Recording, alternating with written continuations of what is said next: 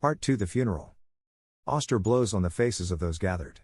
Rain like tears on sorrowed ground blackens all. They have gathered here famed mortals, gods, monsters, giants, nymphs and nations too to mourn the death of old Calliope the Muse. Still, no one wishes for the golden fleece. No one wishes for it to ram back death to Hades, to be forever vanquished in an enduring light, for they know it is a fool's gift of life. Its true nature is to be fought for, killed for, stolen for and taken for a prize, turning sibling upon sibling, in-law against in-law, leaving love deserted. The last dew of night evaporate as Helios drives his chariot across the sky and brings Eos and the sun with him.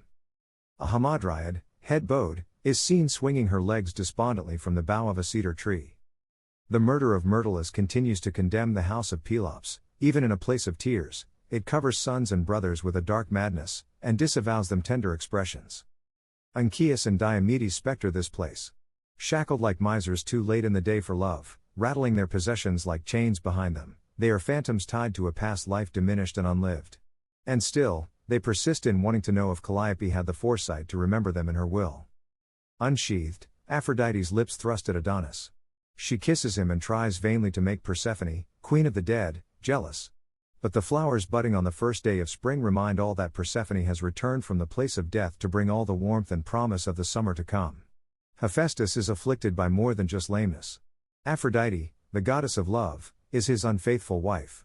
He knows she has many lovers, and he feels the weakness of anger when he hears of her betrayals.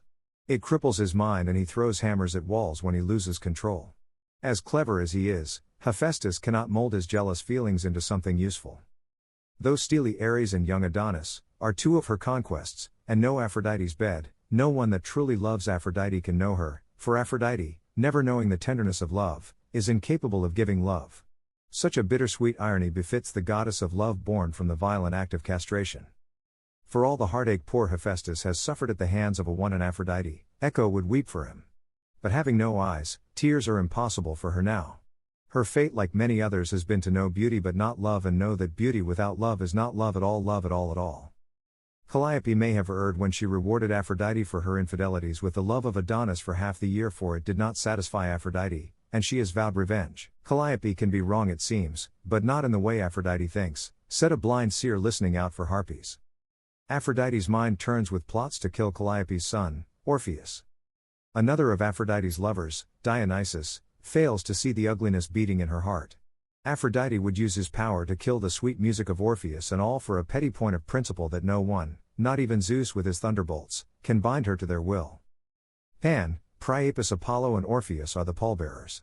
On either side, Nike and Bertomertus hold torches aflame, driving back the night with eternal unquenched light. Prometheus shouts out, "Shit, fuck, bastard." His tics get the better of him. Driven mad by the memory of that long imprisonment, his liver flinches with phantom pain. Pan, his heart weighed down, falters with his burden, and Apollo in his grief threatens the crows with turning them from black back to white. It drives them mad, and they caw as they scatter. Calliope's casket is laid on the ground, and the giants come carrying blinded seers on their backs over boulders and rough patches of undergrowth. Next comes Hephaestus and the Cyclopes covered in soot, sweating and smelling of smelted steel. They support their blinded brother, Polyphemus.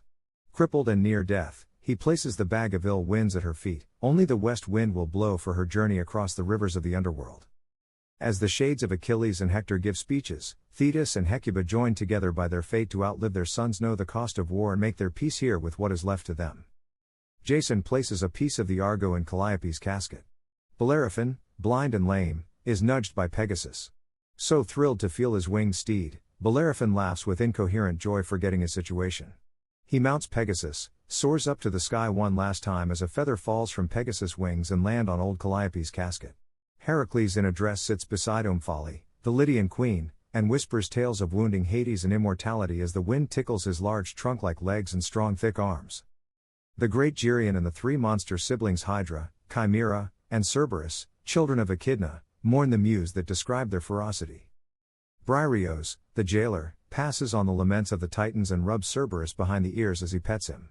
His breath scented with the blood of those from Hades, Cerberus barks and growls his praise for Calliope. The ground shakes, and Poseidon is quickly blamed. But the tides are out at sea, even the siren's songs are silent. The sea is quiet and still. Suddenly, like a beanstalk, Kronos' arm reaches out from the bowels of Tartarus and attempts to strangle his son, Zeus. Apollo steps back laughing but is soon disappointment. Briareos and Cerberus beat the demented Titan back into his cell. Zeus shakes and shudders, rubs his neck to remove the indent of his father's fingers from his throat. Hera offers him water and looks suspiciously at her stepchildren, one of whom pockets the Kronos cell door key. And they all fail to spot out at sea, coming ever closer. Jupiter and Mars, flanked by Vulcan, are coming to supplant them in the minds of painters, poets and astronomers. But even mighty Roman gods that win this battle will lose the war in the imagination of mortals who will take their names divested of their original meaning to create new mythologies to entertain themselves. Meanwhile, on bended knee Deucalion's son, famed Helen, the much mythologized ancestor of the ancient Greeks, joins the emissaries from the Persians, Romans, Carthaginians, and Egyptians, along with many famous rulers and kings, and bend to the will of their hearts. They offer up the grief of their kingdoms, all the tears of the known world offered up for Calliope. Led by the Houri, many representatives from distant tribes, Hyperboreans, Myrmidons, Lycians, Ionians, and Cimmerians, lay wreaths of flowers that will sustain their bright bloom if there continue to be 4 seasons full of days of love. As a rainbow twirls across a perfect blue sky, Iris' mobile phone goes off, and hot stares brand her with disapproving eyes that could strangle the light. Then Talos stops running around the island trying to hug unwanted guests to death and lets them mourn. The charred remains of gatecrashers, now mere limbs and smoking torsos, lie strewn around him like crushed cans. A procession of nymphs, oceanids, nereids, naiads, dryads and melies stumble under their bitter duties. They bring fruits, gifts and wishes, bewitching all with their beauty and grace. Cadmus and Harmonia cast the necklace to Calliope that brought so much sorrow to them and their descendants, burying with her the grief and pain of mighty Alcmaeon, another fallen hero who found in death sweet release.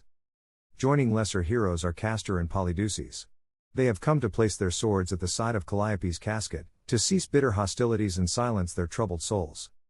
The light bounces off the engravings on Calliope's tomb, revealing the fate of Icarus. Each image in this tomb Daedalus built is lovingly adorned with feathers from the waxed wings of fallen Icarus, for a fistful of feathers is all the master builder has now of his dead son. The women of Lemnos with foul smell come to pay homage, too. Although they are permitted to mourn, they must do so upwind, as mismatched or ill-fated lovers embrace under trees. Like Pyramus and Thisbe, these lovers hug each other tenderly. Petty concerns drop away to leave fresh love that buds. Despite the sorrow and the grief here, love still survives. Dutiful Orpheus kneels for one final act of love. With a chisel in shaking hand, he carves out an epitaph for his mother at the base of her enduring tomb.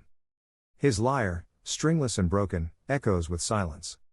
With his knees covered in dirt and body exhausted, he rests his head on the inscription and whispers, "Goodbye, I love you." Dionysus does the only thing he can for his grieving devotee and hugs him, then carries the weeping Orpheus away.